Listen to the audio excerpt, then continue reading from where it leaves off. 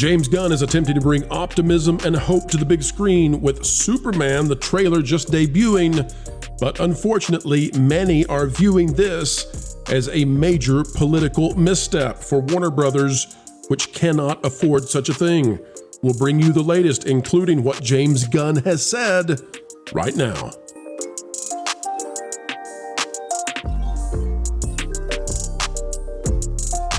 Hello, ladies and gentlemen. Welcome back to the place that gives you hope day after day, simply by not coping or sloping down to what Hollywood wants to give you, which is a bunch of frowns. Our job here is to drag Hollyweird back to the mainstream middle where money is made. This from Drunk 3PO. You know him as Jay, we're fans of Jay, and he is a friend of the channel.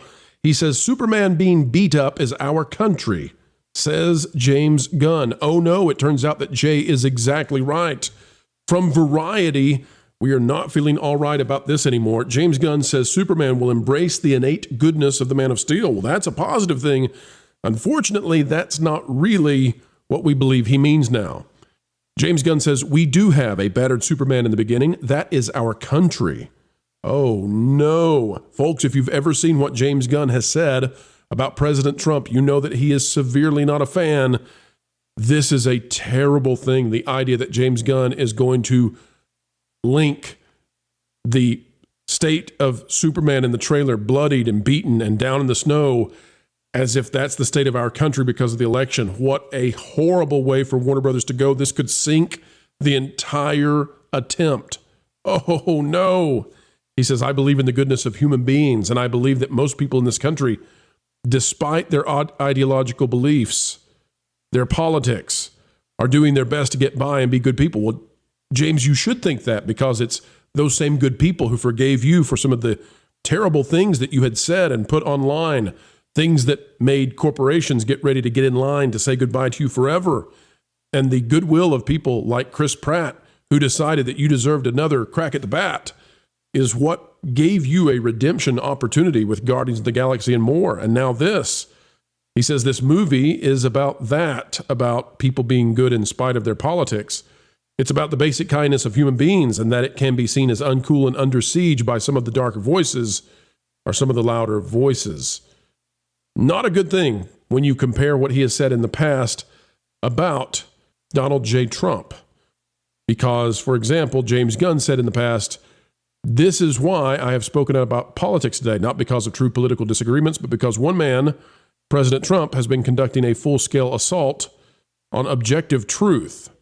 That was James Gunn in January of 2018, and that brought to us by John Trent. Now, he's comparing the battered and bruised Superman to our nation post-election. Warner Brothers has some problems. Folks, we'll get now to the review of the trailer that we have with our panel. We'll set that aside and we'll just take on the trailer now and what it has to say itself without James Gunn's commentary. But this could be a huge issue for Warner Brothers. Massive, billions of dollars on the line if James Gunn cannot avoid politics here. All right, guys, we're going to Superman now, from one superhero to another, from Smash JT to Superman. And how this is being received is very, very interesting. Of course, we had the teaser to the teaser yesterday, and that got people very hopeful. And the tagline of the new Superman is "Look Up." And people have been very excited about what it is exactly that James Gunn is doing, getting ready to launch an entire DC superhero franchise, moving on from the Snyderverse. And so people were interested in how this would be. Here's what we've got from The Hollywood Reporter by Aaron Couch, and then we'll go through the trailer briefly. Superman is bruised and bloody. In his first trailer, as James Gunn shares secrets from set. The filmmaker and his stars unlocked the Fortress of Solitude to talk about their 2025 movie, which will be here, folks, in just about 7 months.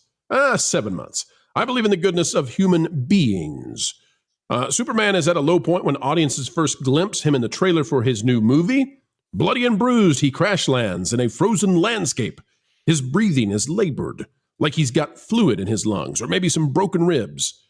Then there is hope on the horizon, in the form of his trusty friend, Crypto. Take me home, Superman says to his canine friend later in the trailer. It's one of only 2 spoken lines in the piece. The other is a young boy, eyes closed and holding a makeshift flag, who mutters, Superman, Superman, in desperate hope. But it's a line that points to a hope writer-director James Gunn wanted to imbue in his new film. Now, the trailer is right here. We're not going to play it for copyright issues. We would love for Warner Brothers to be to allow us to do this during the live streams, but we would be at risk. I know other live streams have done it, but it's to the cost of demonetization, we believe. So I'll just say this. Some people have said that they got a problem with Superman being bloody and bruised and on the snow in the opening. I do not have a problem with this because Superman needs to be presented as having something that he is facing. We'll go back. Something that he is facing worthy of a film. Superman is all powerful, so you need to know that he's got a dragon he's got to conquer, and it's a real dragon that can beat him. Otherwise, the tension is already gone. Now we get, though, to something that's a little bit more controversial. We'll try to get a good clip here. There we go. There's a good one. All right. One of the things, and Marvin, you're a huge Superman fan. We'll give you the first go at this, but one of the things that you have to get right about Superman, I believe, is that Clark Kent is the character, Superman is the mantle or the mask. Clark Kent is the character. And the goodness of Superman comes from the fact that Clark Kent is a good person raised by Ma and Pa Kent, who have imbued him with a virtue he cannot forget. And so that's at the heart of Superman movies.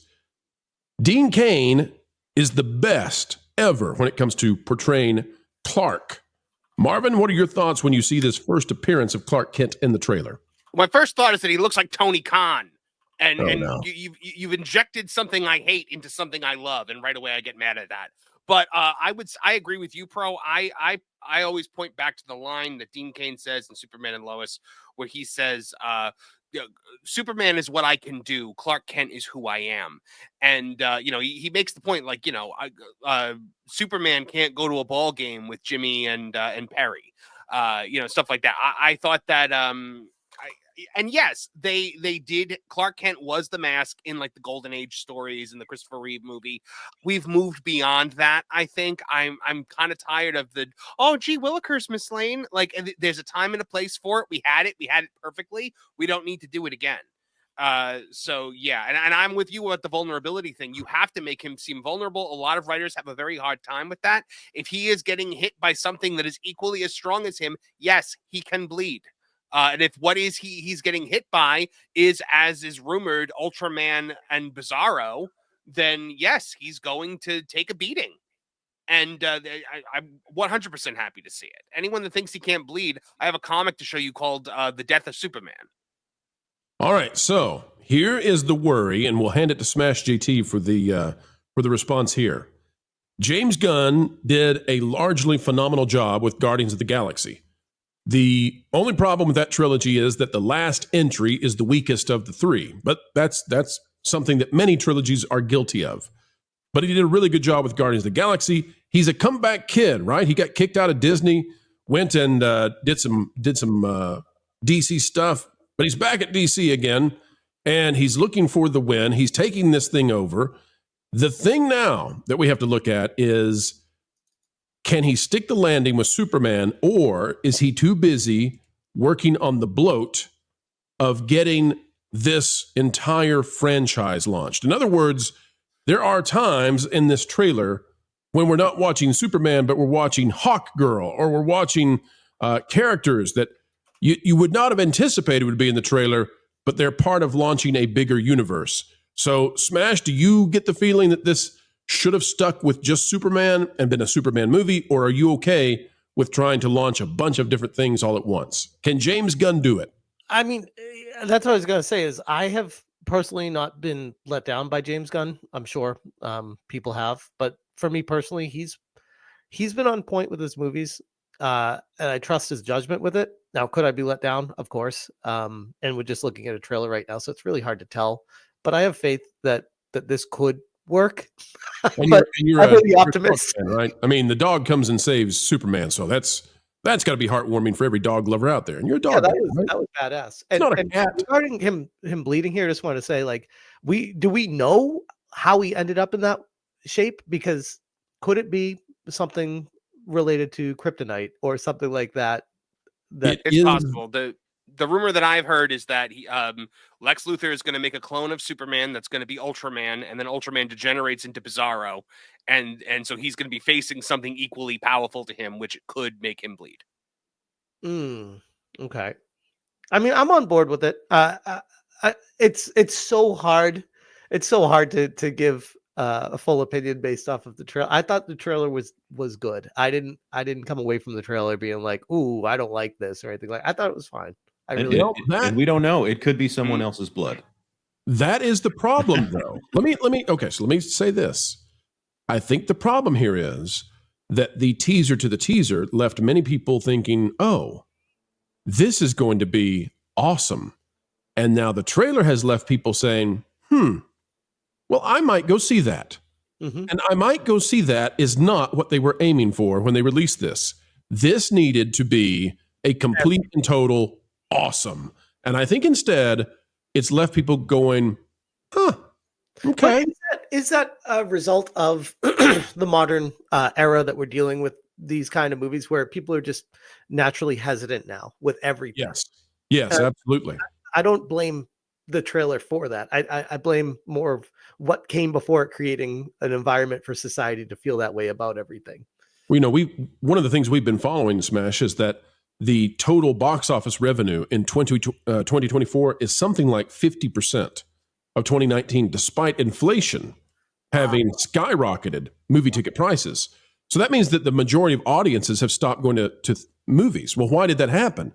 Well, all you have to do is look and say, well, what was the messaging in 2020 through 2024 versus before? And you say, oh, movies went woke and they went broke. And now when these trailers come out, people don't just automatically go, yeah, I got to see that. Oh, yeah, James Gunn Superman. They say, let me see what the reviews are. Let me see what people say about it on day one. Like, it's hard to get people amped up for stuff anymore. Am I wrong? In addition to that, though, it's a variable. I was talking to my brother about this the other day that people aren't really considering. Coming out of the pandemic, life is now very busy for a lot of people.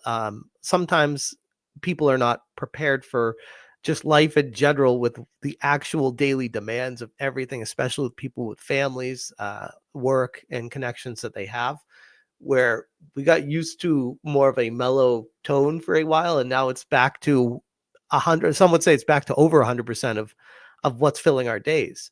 And I feel like you need to really partition time out to go see a movie, as opposed to, oh, I got free time, I'll go see a movie. And that's something they're competing with as well right there.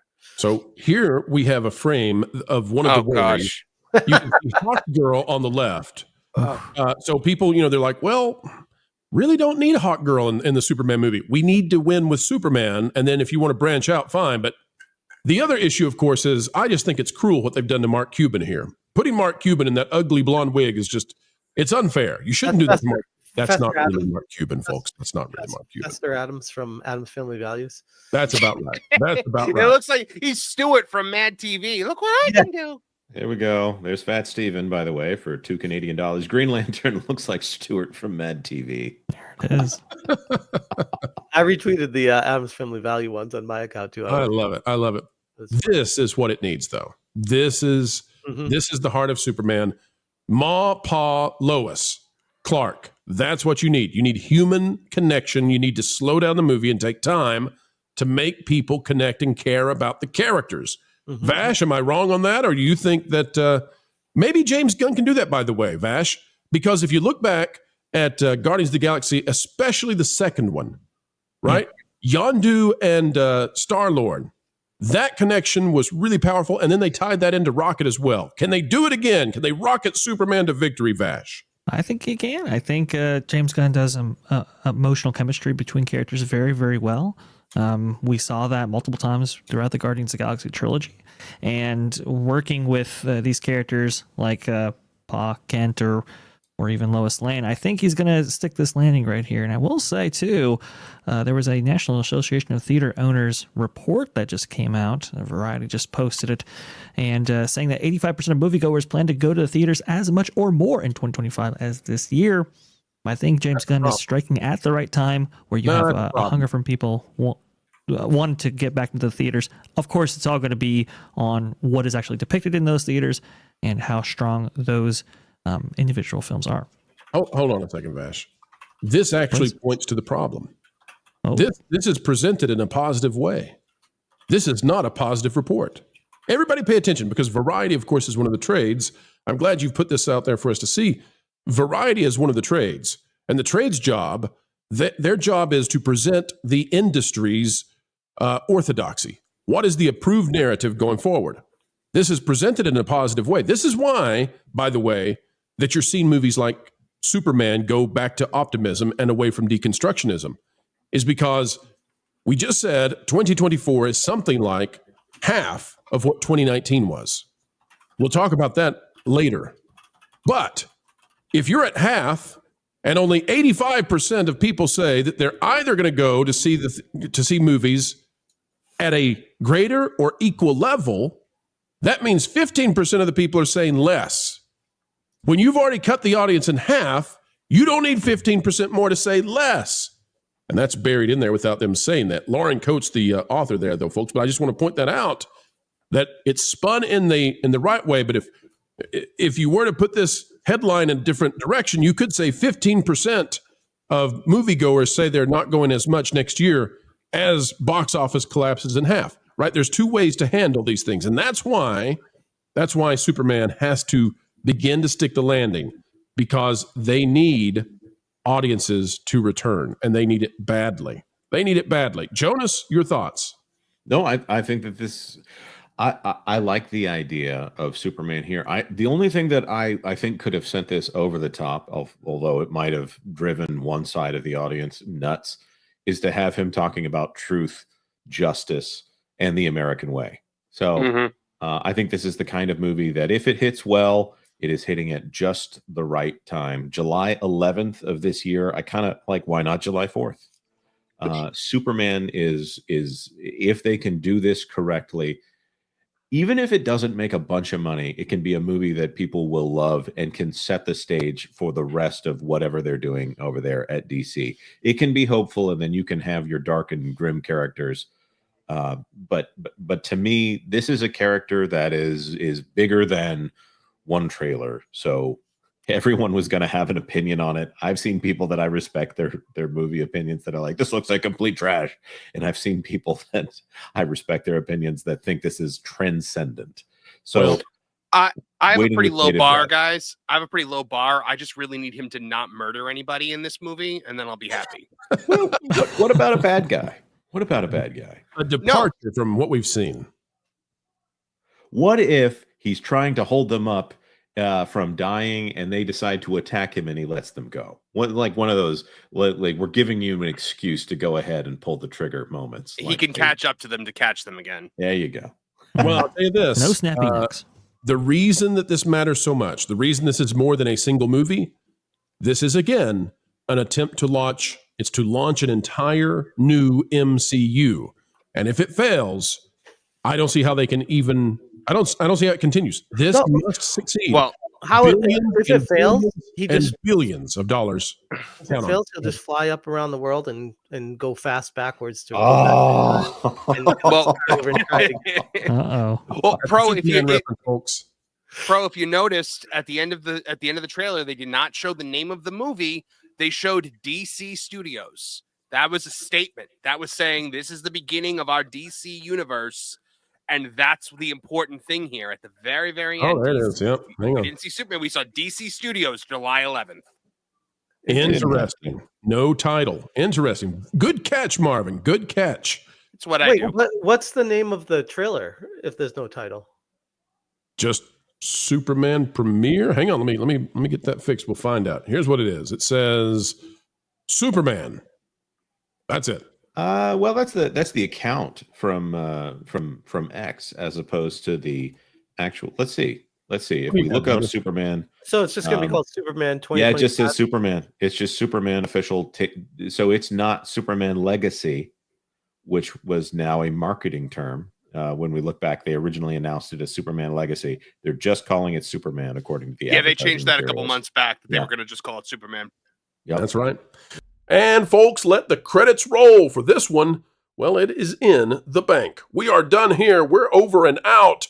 But before we go, there's one thing we must shout to you, and we do it in the kindest way possible. Folks, it would be such a pleasure if you could consider clicking the like button, share, subscribe, and that notification bell. Click it, stick it to the algorithms. You bet. Don't forget also, as you get ready to leave, drop a comment down below if you have not yet, for we would love to know what's on your mind. A mind is a terrible thing to waste, so waste not yours. Join a community dialogue. Folks, as we get ready to leave, we say to you, and we mean it, keep learning, keep growing, and no matter what the world might do or what your station might be, up or down, you keep having fun.